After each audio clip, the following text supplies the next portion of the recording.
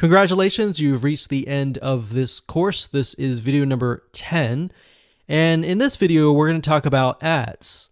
So now you can take your creatives, your images, your text, your headlines, your sales copy essentially for your ad, and we can set that up within the ad level.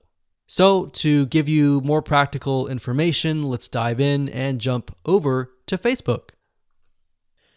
Okay, so this is the ad, and what you want to do first is up at the top, you're going to want to choose the Facebook fan page that you're going to advertise from.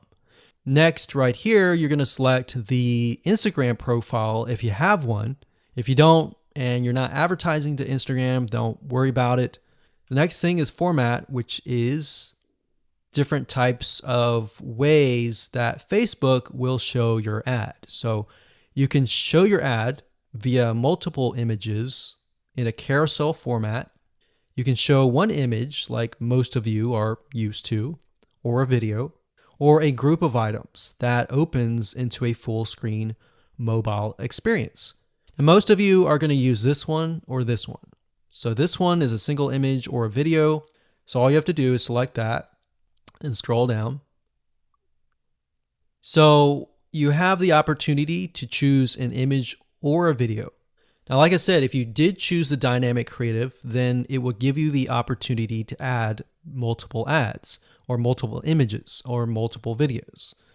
So you can upload the image that you have access to, or you can select free stock images. Now, at this point, you could select your account, your page, your Instagram, and what it'll do is it'll pull the images from those assets. So we typed in scuba, we could select one of these images. It says watermark won't appear in the final image. So that's good. So even though you see the watermark, it will not appear in the final image. We'll click continue, and it'll say enter the text for your ad. You can enter the text here. So the text is essentially going to appear at the top of your image.